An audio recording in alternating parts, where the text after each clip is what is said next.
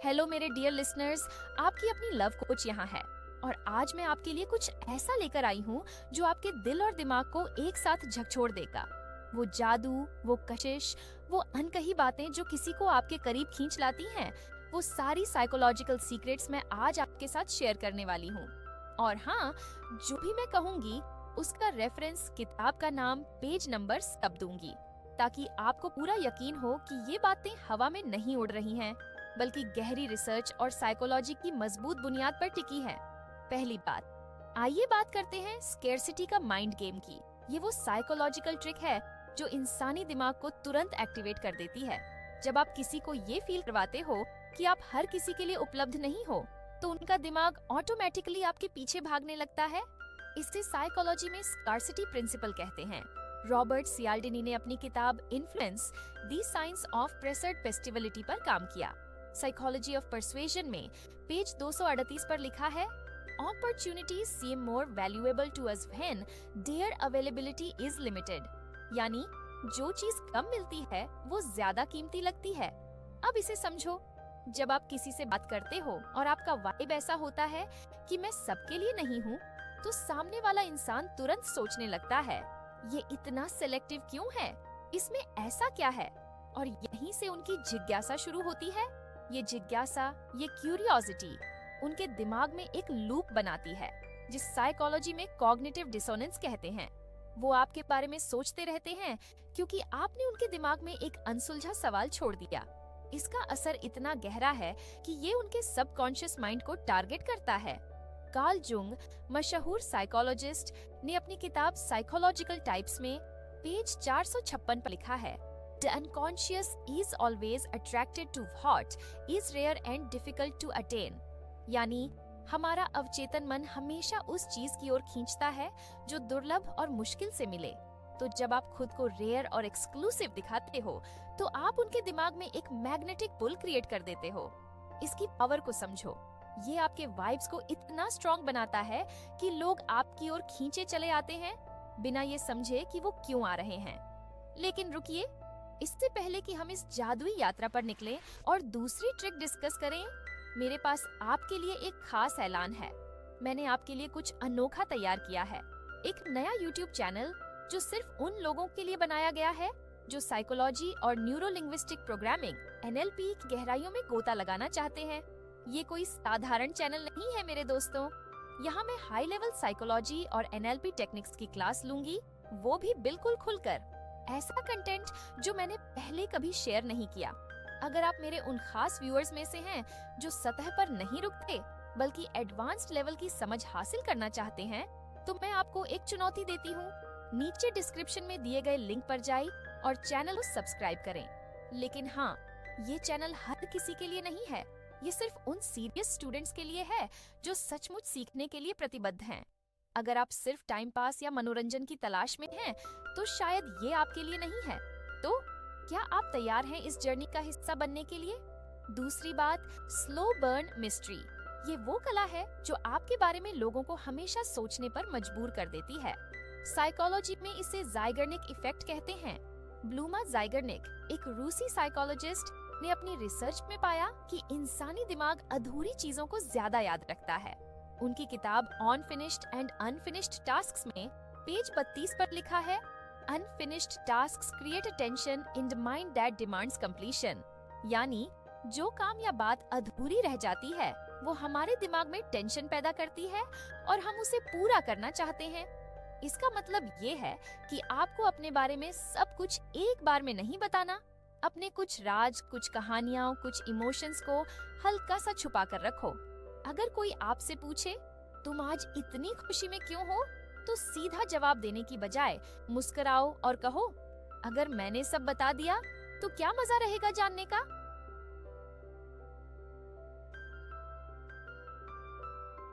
ये छोटा सा वाक्य उनके दिमाग में एक अधूरी कहानी छोड़ देता है।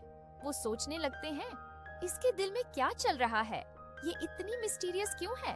और यही वो जादू है जो उनकी अटेंशन को बार बार आपकी ओर खींचता है। ये ट्रिक इतनी पावरफुल है क्योंकि ये डोपामिन लूप को ट्रिगर करती है। डोपामिन वो केमिकल है जो हमारे दिमाग में खुशी और जिज्ञासा पैदा करता है। डेनियल कानीमैन, नोबेल प्राइज विनर, ने अपनी किताब थिंकिंग फास्ट एंड स्लो में पेज 301 पर लिखा है, The brain releases dopamine when it encounters uncertainty, driving us to seek answers.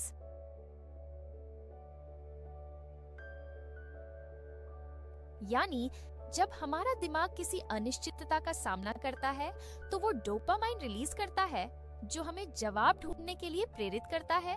तो जब आप अपने बारे में थोड़ा सा रहस्य बनाए रखते हो तो आप उनके दिमाग में एक डोपामाइन लूप क्रिएट करते हो जो उन्हें आपके बारे में सोचने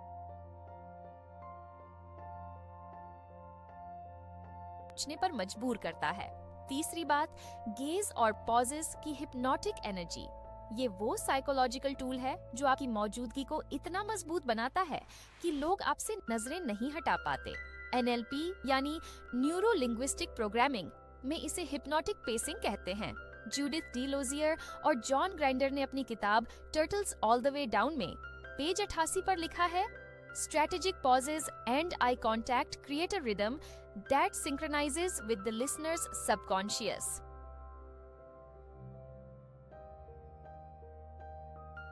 यानी रणनीतिक पॉज और आंखों का संपर्क एक ऐसा रिदम बनाता है जो सुनने वाले के अवचेतन मन के साथ तालमेल बिठाता है।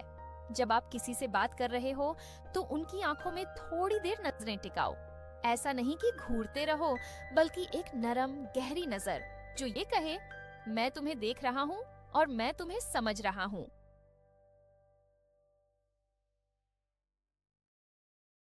फिर बीच बीच में छोटे छोटे पॉज लो, जैसे तुम कह रहे हो, तुम में कुछ तो अलग है। पॉज, शायद वो बात जो दुनिया से छुप जाती है। ये पॉज उनके दिमाग में एक सस्पेंस क्रिएट करता है। वो सोचने लगते हैं, ये क्या कहने वाला है, ये मुझे इतना ध्यान से क्यों देख रहा है।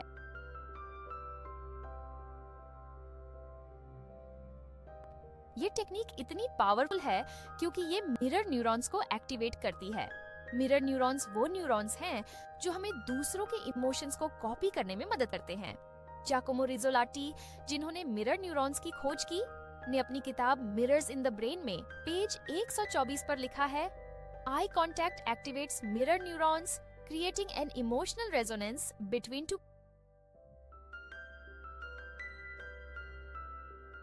पीपल। यानी आंखों का संपर्क मिरर न्यूरॉन्स को सक्रिय करता है, जिससे दो लोगों के बीच एक इमोशनल तालमेल बनता है। तो जब आप गहरी नजरों और पॉज का इस्तेमाल करते हो तो आप उनके इमोशंस को अपने साथ जोड़ लेते हो। यहाँ मैं थोड़ा और गहराई में जाऊंगी। जब आप इस तरह की नजरों का इस्तेमाल करते हो तो आप उनके प्रीफ्रंटल कॉर्टेक्स को भी टारगेट करते हो, जो डिसीजन मेकिंग और अटेंशन का सेंटर है।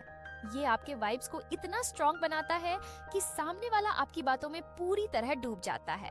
इसे साइकोलॉजी में अटेंशनल बायस कहते हैं, जहां उनका दिमाग सिर्फ आप पर फोकस करता है।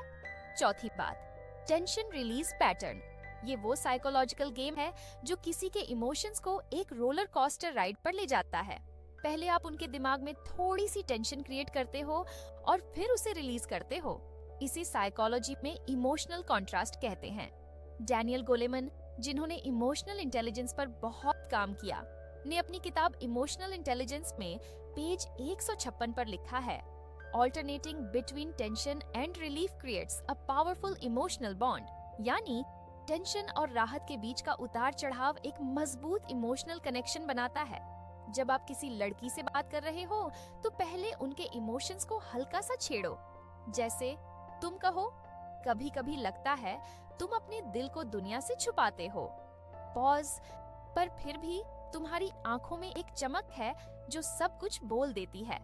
पहले वाक्य में आप उनके दिमाग में एक टेंशन क्रिएट करते हो, जैसे ये मेरी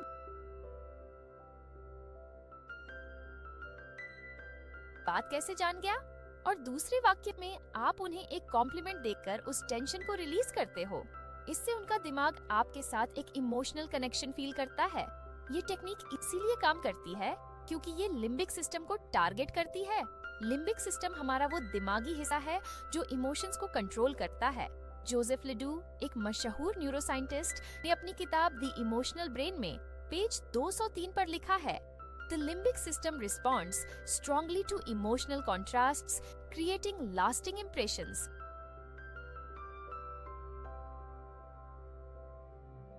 यानी लिम्बिक सिस्टम इमोशनल कॉन्ट्रास्ट्स पर जोरदार रिएक्शन देता है, जिससे वो इम्प्रेशंस लंबे समय तक रहते हैं। तो जब आप टेंशन और रिलीज का पैटर्न यूज करते हो, तो आप उनके दिमाग में एक गहरी छाप छोड़ते हो। यहाँ मैं थोड़ा उर्दू का टच डालना चाहूंगी। जैसे आप कह सकते हो, तेरे दिल की धड़कनों में एक नगमा छुपा है जो बस सच्चे दिल वाले ही सुन सकते हैं।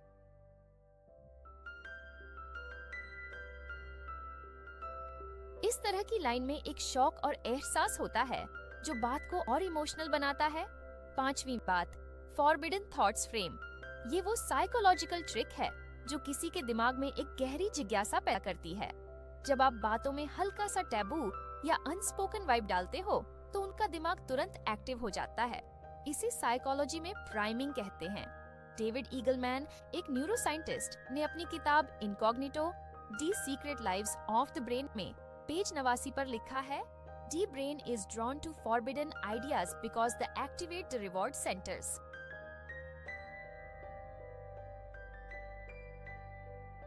यानी दिमाग निषिद्ध विचारों की ओर इसीलिए खींचता है क्योंकि वो रिवॉर्ड सेंटर्स को एक्टिवेट करते हैं। जब आप किसी से बात कर रहे हो, तो हल्का सा ऐसा सवाल पूछो जो उनके दिमाग को एक अनकही दुनिया में ले जाए। जैसे तुम कहो, क्या कभी ऐसा हुआ है कि तुमने कुछ सोचा हो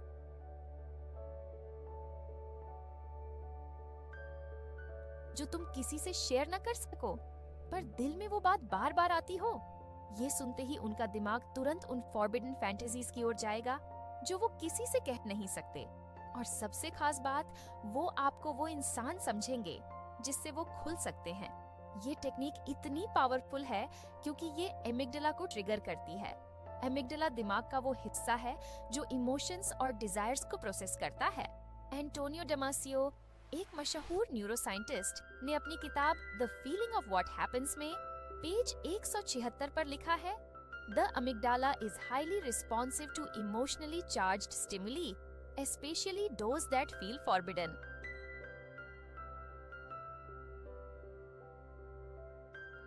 यानी अमिगडाला उन स्टिमुली पर ज्यादा रिएक्ट करता है जो इमोशनली चार्ज्ड हों, खासकर वो जो निषिद्ध लगें। तो जब आप इस तरह की बातें करते हो, तो आप उनके इमोशंस को डायरेक्टली टारगेट करते हो। मेरे दूसरे चैनल का लिंक डिस्क्रिप्शन में है, अभी जाइए और उसे सब्सक्राइब कर लीजिए।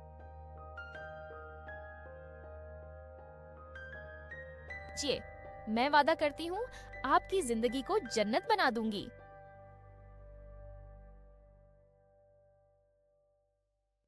आखिर क्यों? क्योंकि अगर आप मन का विज्ञान समझ लेंगे, तो आपकी दुनिया बदल जाएगी। और वहाँ मैं हाई लेवल की बुक्स डिस्कस करेंगे जो काफी कीमती होती है, जैसे द सबमिनल माइंड, जिसकी कीमत 10,000 होती है और वो पब्लिक डोमेन नहीं होती है क्योंकि वो इंडिया में बैन है। बॉयज, आपके पास गर्लफ्रेंड की कमी कभी नहीं होगी। आप बनेंगे एक शानदार नेता, एक आदर्श बेटा और एक प्रेरणादायक इन्फ्लुएंसर। हर महफिल की जान आप बनेंगे। लोग आपको ढूंढते फिरेंगे और आपके बिना हर पार्टी अधूरी लगेगी। ये सब मुमकिन है बस मन की शक्ति को समझकर। तो देर किस बात की?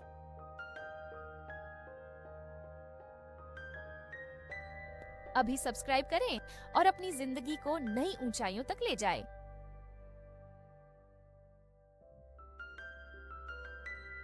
छठी बात, बॉडी डिस्क्रिप्शंस विदाउट टच।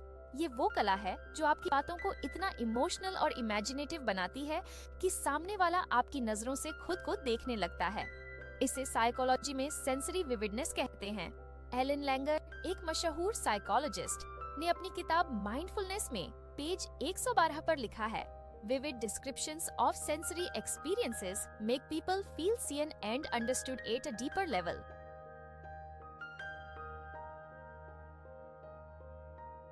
यानी सेंसरी अनुभवों का जिंदा दिल बखान लोगों को गहरे स्तर पर देखा और समझा हुआ महसूस कराता है। जब आप किसी से बात कर रहे हो और बात थोड़ी इमोशनल हो जाए, तो उनकी बॉडी लैंग्वेज को नोटिस करो, फिर उसे एक इमेजिनेटिव तरीके से डिस्क्राइब करो। जैसे तुम कहो, तेरी आंखों के कोनों में एक हल्की सी उदासी है, जैसे कोई कहानी छुपी हो जो शायद तू किसी से कहना न चाहे। ये सुनते ही वो अपने चेहरे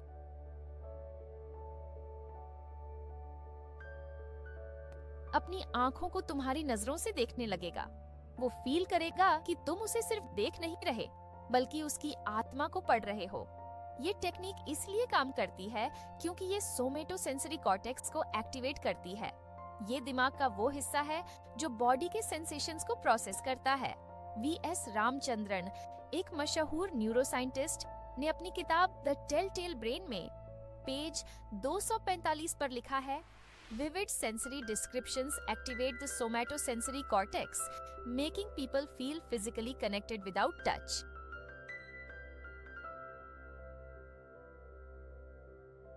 यानी जिंदा दिल सेंसरी डिस्क्रिप्शंस सोमैटोसेंसरी कॉर्टेक्स को एक्टिवेट करते हैं, जिससे लोग बिना छुए भी फिजिकली कनेक्टेड फील करते हैं।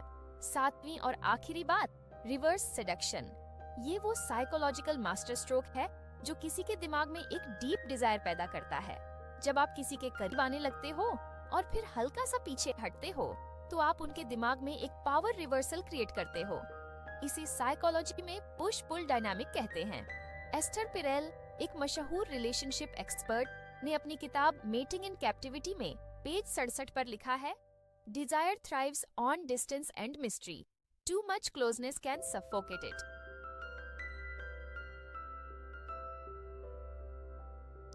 यानी डिजायर दूरी और रहस्य पर पनपता है, ज्यादा नजदीकी इसे दबा सकती है। जब आप किसी से बात कर रहे हो और वो आपके करीब आने की कोशिश करे, तो हल्का सा पीछे हटो। जैसे तुम कहो, मुझे थोड़ी सी डर लगती है तुझसे, तू मेरी लिमिट्स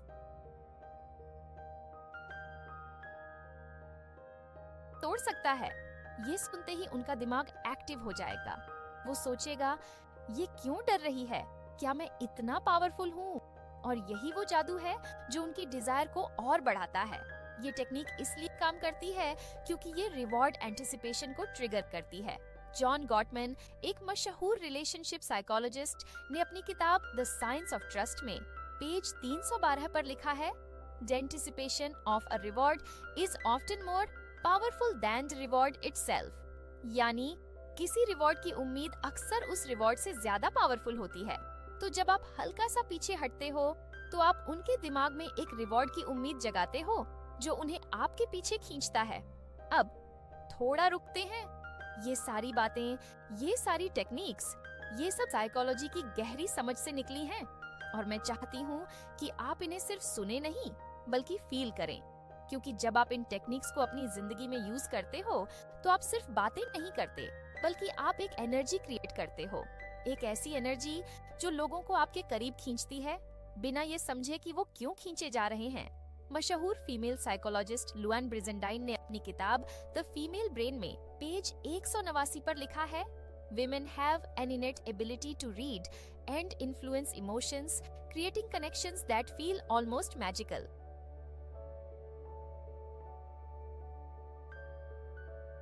यानी महिलाओं में एक जन्मजात क्षमता होती है कि वो इमोशंस को पढ़ और प्रभावित कर सकती है, जिससे कनेक्शंस जादुई लगते हैं। और मैं, आपकी लव कोच, यही चाहती हूँ कि आप इस जादू को अपनाएं।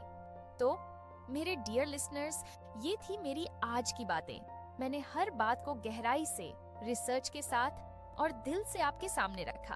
अगर आपको ये स्क्रिप्ट पसंद आई तो अपने दोस्तों के साथ शेयर करो। और हाँ, मेरे चैनल को सब्सक्राइब करना ना भूलें, क्योंकि मैं हर हफ्ते ऐसी ही पावरफुल टिप्स लेकर आती हूँ।